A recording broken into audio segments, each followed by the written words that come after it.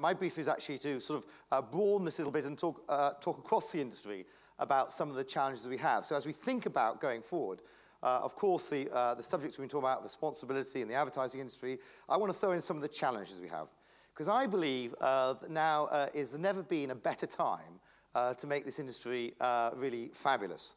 I think it's the most exciting time to be in marketing, it's the most exciting time to be in advertising, but there's some big things we need to wrestle with if we're going to make this a truly great industry for all of us here in the UK. Now, you've seen lots of great people on the stage already. I'm going to bring a few more in via video into my talk. And oh, there you go.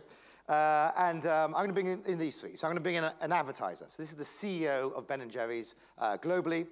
Josh Stein is already doing some really innovative stuff as a brand owner in the way he engages and builds brand assets.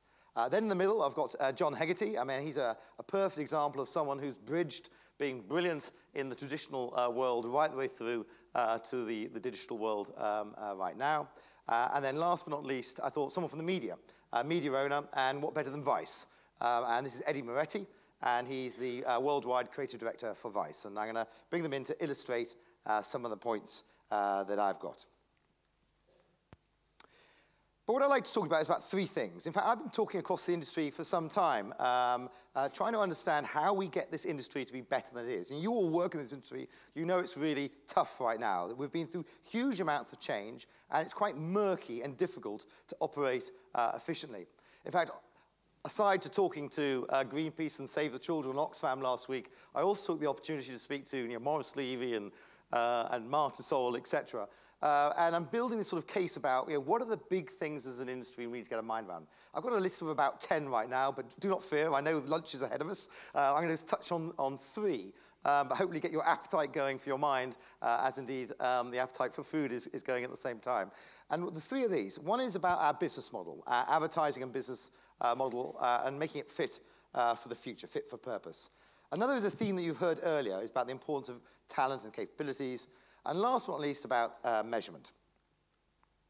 Let me start off, though, about our advertising model. As we all know, that's sort of giving the brief to the agency, 22 weeks later, back comes a 30-second ad, and maybe the print or the poster campaign has gone forever. That sort of bilateral agency-client approach. And this picture, actually, is a picture of the Unilever Project Sunlight Command Center. Some of you might have seen the Unilever speeches film towards the end of last year. And this is the team that pulled it off. There are 12 different companies in that room. 12 different companies, a very different challenge from an advertiser giving a brief and an agency responding.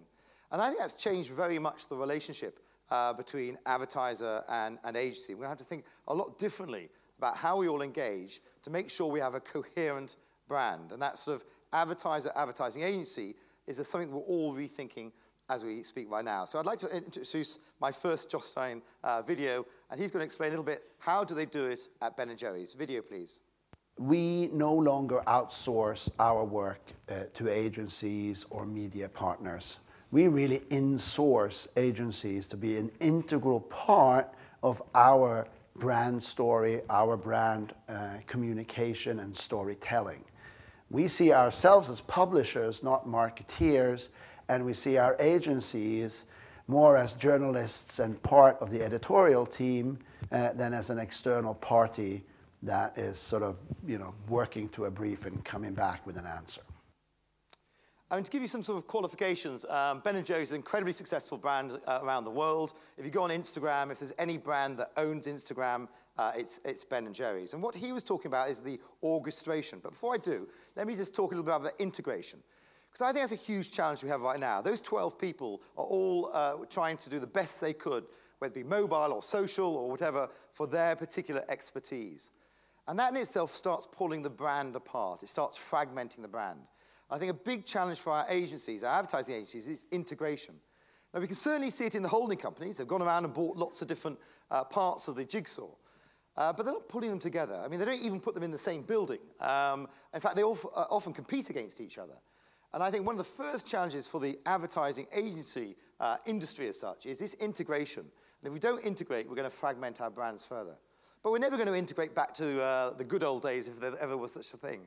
I think this orchestration is going to be incredibly important. And more we're going to see new skills for people who can orchestrate and connect together ways of bringing together different people with different skills and talents. Because the truth is our consumers are now more connected than we are in our industry.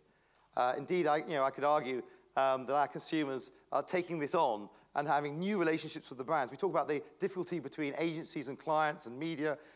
Those difficulties and changes are a lot smaller than the changes we've seen between consumers and brands. So let's bring Justine back in again to reflect on the relationship with brands. Video, please. Everybody is a brand. The brands that they associate themselves with online and in the real world form part of their own brand. But the millennial consumer is very aware of what brand they are and what brands they want to be associated with. And I think that way brands have been built has not changed a great deal. I mean, you'll all know the Jeremy Bullmore quote, which I'm illustrating here, that the way people build brands is the same way as birds build nests. They take a twig here, a twig there, a twig here, a twig there. And of course, before, those twigs were largely TV commercials, print ads, speaking to your neighbor, and forming a view about the brand.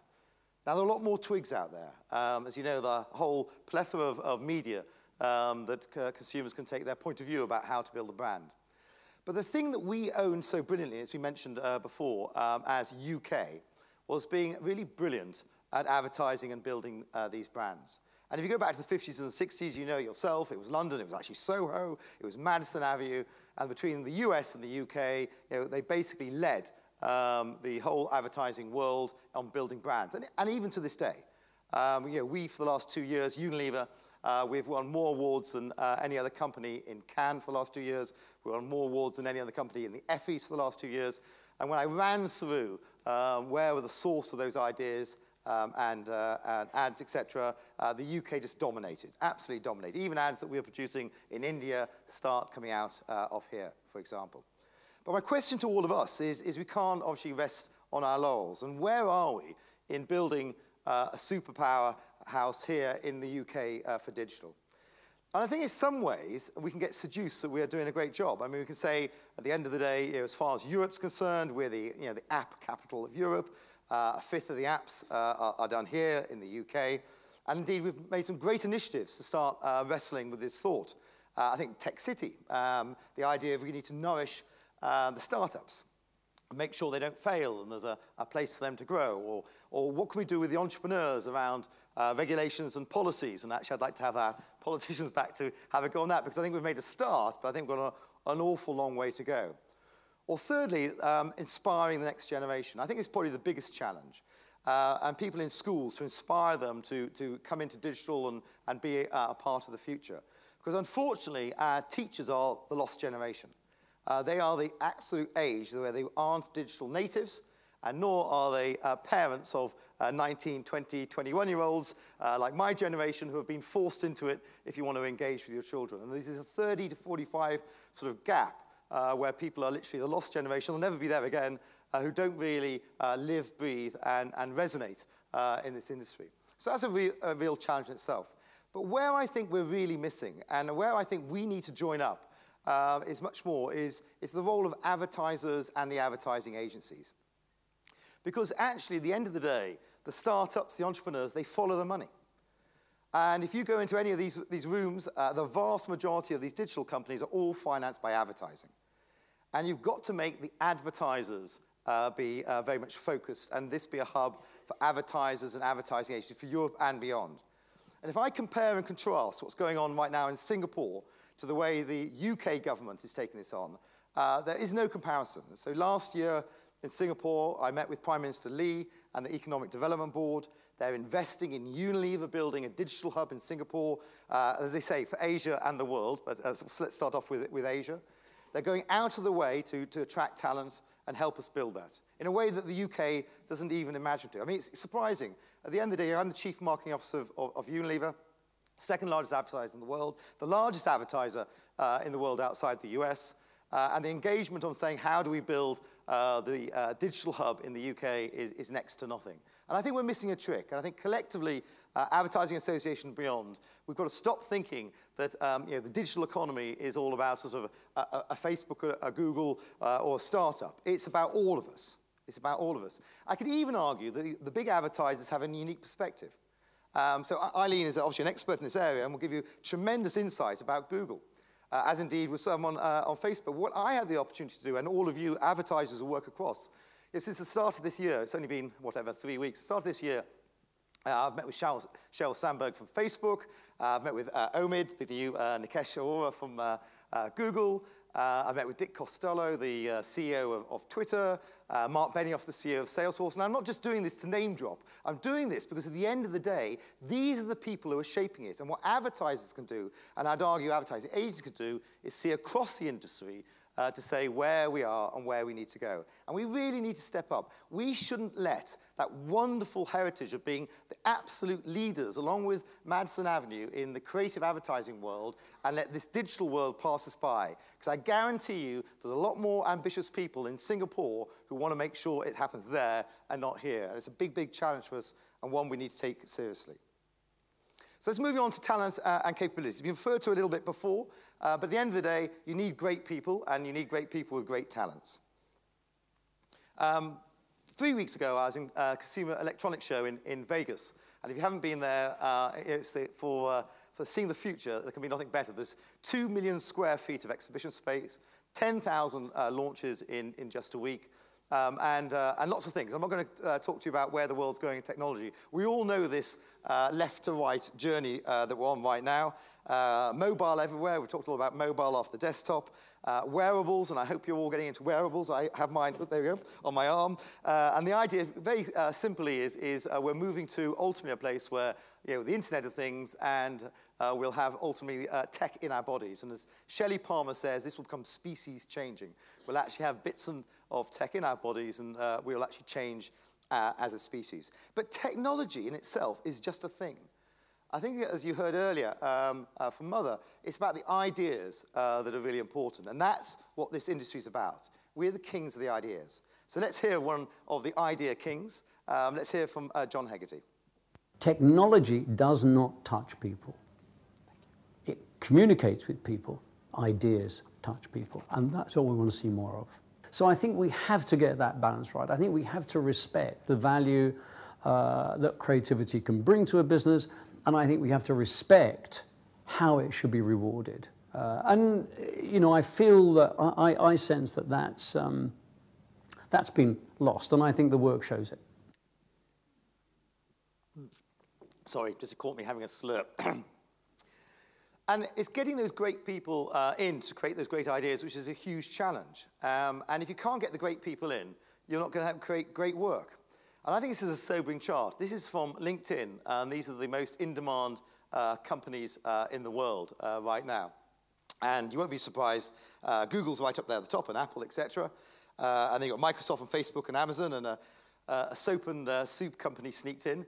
And that's probably more about what Richard was talking about earlier, about purpose, and Unilever's role in trying to create a different type of business model. But the point I want to say here is there is not one Publicis, WPP, Omnicom, etc. And certainly when I started in this industry, all the bright young things, all the great creatives went either into advertising hot shops or indeed the big advertising companies to get a great start and development and career. And I think it's a real challenge for us in advertising. There are too many great and interesting places for great people to go. And we're going to have to think differently about how we get people on board. And I think we're going to have to stop thinking solely about recruitment and think more about creation of people. I mean, when I started in this industry, if someone had told me that we'd be working with people who were basically sitting in Starbucks on their laptop, as in this picture here, I would have been jolly surprised. But that's exactly what we're doing right now. We need to find new ways of engaging and bringing talent into the industry and working in a way that they want to work as well. But if you've got that talent, I think we need to collectively be much, much more serious about training people. Now, training isn't a very fashionable world in business. Actually, training is a little bit for sissies or junior people. And I see people in Unilever making big decisions who actually don't have the training and the skills to make some of those decisions in this area. And I'm sure you see it the same in your business. We've really got to take a step change approach to training and development in the same way as we've seen the step change in the market outside. I mean, if you are Luis Enrique and you've got Messi on your team, you don't say to Messi, sit around and do emails and do meetings all week, but turn up and give it a good go on the football pitch. They train, train, train. Coaching's important. And I think we equally need to take this, the approach in the whole of the industry to say, do you know what? We're going to do a step change in the area of training. We're going to really lift our game. I think so often we're so busy chopping down trees that we forget to stop and sharpen the axe. So this is about axe sharpening. So we now nearly have 2 weeks of training per marketeer per year. And I've taken it up each and every year, and I'm going to take it up again next year.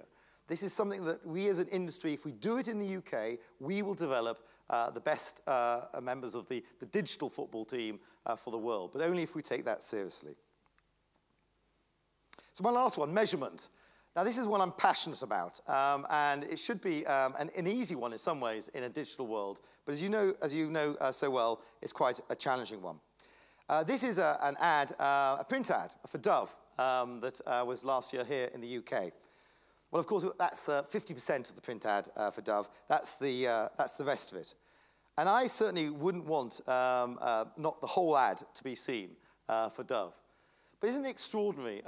In digital, we don't seem to be where we'd like to be. And it depends who you listen to and believe, but Nielsen did a recent report that said 40% of digital advertising isn't reaching the target audience. 40%. Some say it's as much as 50%. And we're buying and we're trying to build our brands on that sort of approach. And I think that's quite extraordinary thought. Now, I'm sure each of you do different things to make sure it isn't you and it's someone else.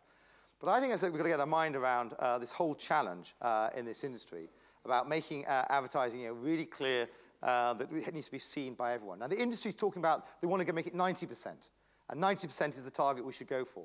Now, if I told your mum and dad to go and buy a packet of PG tips in a supermarket, 50 PG tips, and they got home and they opened it and they found 45, and a little note from me saying, well, the industry's agreed that you only get it 90% for what you pay for, I don't think your mum or your dad would be very pleased. So this 90% is a ridiculous thought. We've got to make sure that we get 100% what we pay for, and if we don't, it will undermine this very industry we're trying to build. And while I'm on the subject of measurement and thought of this, and OCR, is we've really now got to sort this OCR thing out. We had a situation that we across TV and print and poster that we could measure and balance media plans. We still haven't managed to do that across the digital sphere. And too much of individual companies saying, we've got something that works for us.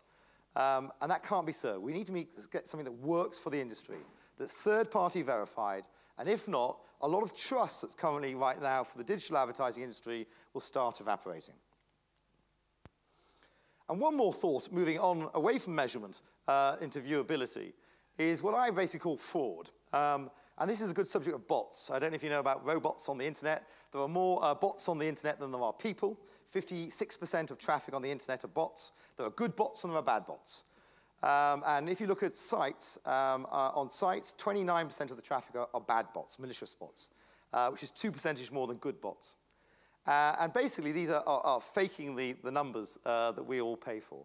And again, depending on who you believe, it's $6 to $10 billion worth of fraud. It is fraud.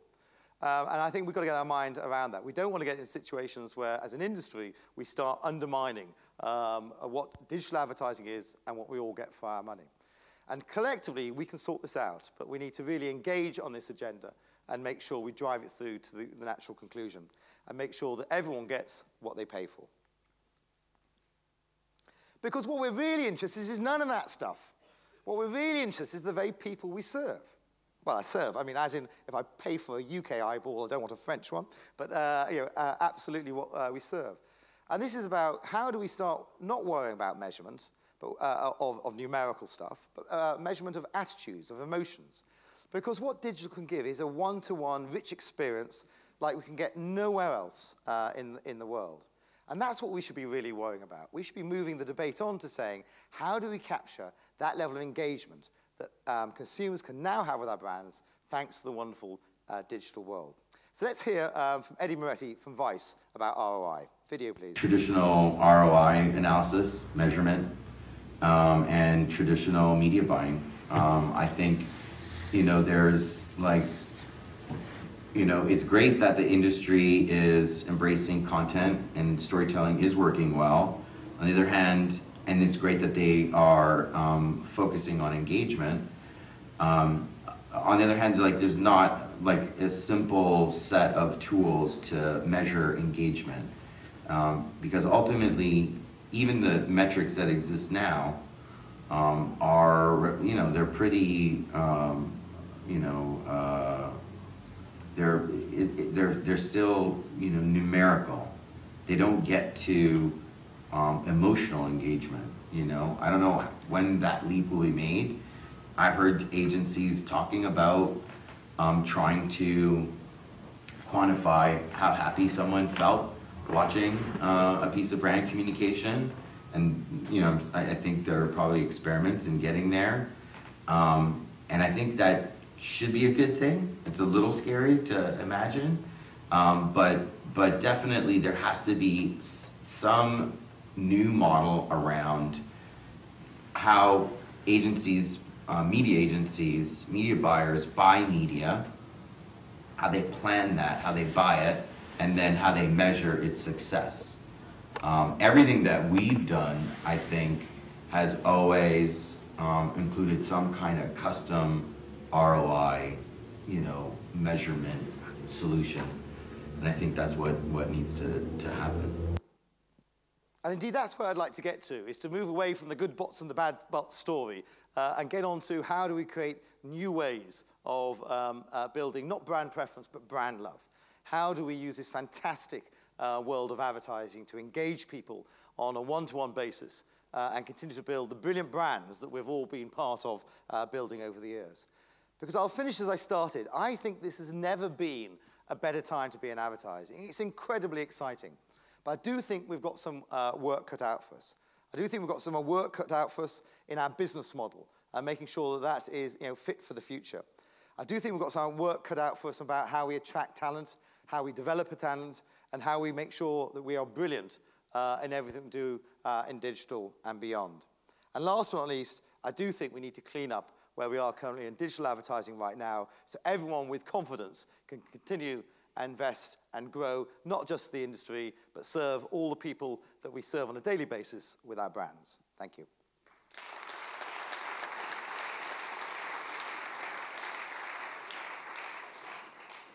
Thank you, Keith. I think we've just got time for two quick questions. So first question from me.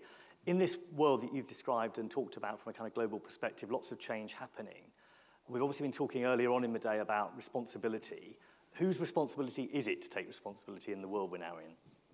Well, I think ultimately, responsibility can be taken by individuals, and of course that's one of the definitions, but I think responsibility must be taken by companies. This idea that companies can't take responsibility is bizarre. And too often I think we talk about businesses, and within businesses about sort of environmental and social responsibility and sustainability. And what a bizarre way to think about the world. In fact, the world is the other way around. There is society, and within society, business functions. And I don't think you can have a healthy business in an unhealthy society. So I think business collectively have the responsibility, both environmentally, socially, economically, to make a vibrant society. And if we do that, then everything will go well. And the idea, whether it's business or advertising, let's face it, advertising is nothing more than the voice of our brands. So it's the responsibility of everyone on the way to that. And if I can just give one quick question that we've got on the iPad here from Adam Hopkinson, which is, we trust lawyers, man, I like them, teachers and doctors, accountants, etc., but they all have qualifications. Is the lack of qualification needed for practitioners in advertising linked to the lack of public trust? Do we actually need to see the training issue you've raised as one of the big ways to rebuild public trust? I don't think we need a qualification. I think all the training is very good. I don't think the trust is anything to do with qualifications. I think trust is people are looking at our feet, not our mouths. So it's how we behave and what we do is the trust issue. I'm not trying to in any way belittle the idea of qualifications and indeed training. But what will change everyone's minds more than anything else? And I don't mean this as sort of a side swipe of the earlier comment where I put up the most in search companies on LinkedIn. But the reason why Unilever is number 3 is people are beginning beginning to trust us because we're going out and trying to change things and trying to get a different business model. You know, I am the Chief Marketing Officer in Unilever, but I also I have responsibility for sustainability, environmental and social sustainability. I have responsibility for communications, internal, external affairs, corporate social responsibility, and our foundation. And the idea of pulling those things together means that we can create a different business model. You don't have marketing in one corner shouting, sell more stuff, and sustainability in this corner trying to save the planet. And if you bring those things together and start behaving in a way that's different, that's what will bring back trust. I don't think it's initials after your name. Okay. Keith, thank you very much indeed. That's been brilliant. Thank you.